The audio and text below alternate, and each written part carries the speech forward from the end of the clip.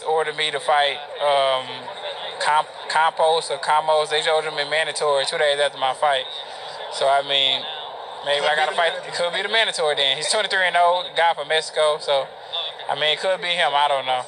Why was it so important for you to get a fight at home? What did it mean to you? It means a lot, man. This is a homecoming. Sometimes I wanted it for my first fight, but I fought here, which was great.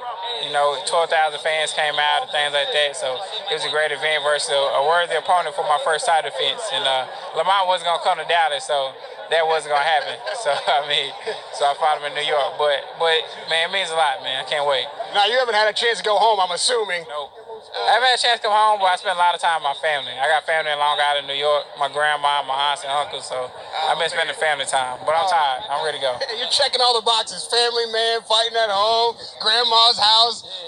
Now, you're in real close proximity. Certainly he can hear us. I mean, you could just...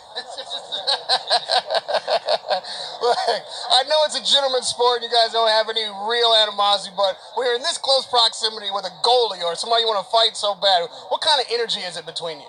It's no energy. I mean, it's just business, man. It's just business. It's just something, that's we in the sport. We're competitors, and I'm a competitor. I want to beat, if somebody's a top dog, I want to beat him. I want to beat on the dog in the yard with the bone.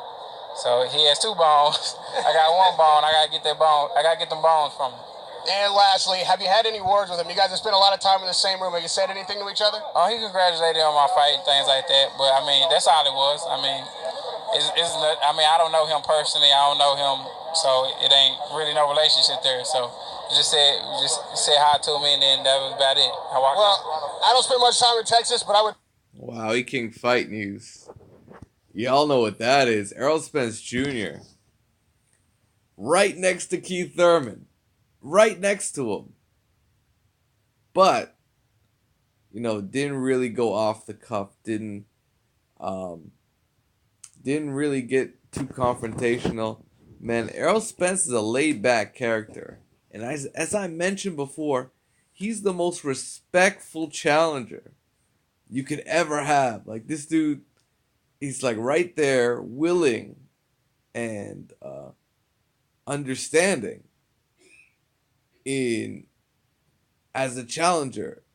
And he has no problem with Keith Thurman having a tune-up fight and then fighting him, or, doing something to get closer to the fight where, they can set this up without having to worry about it. But Keith Thurman, goddamn, he's not even considering Errol Spence until 2019. We're still in January. It's nuts. But, the word's out on Keith Thurman. So we'll see. Well, first of all, we'll see who he's going to get in the ring with, because he ain't fighting no Jesse Vargas, man. Fuck. I thought he was fighting Jesse Vargas the whole goddamn time.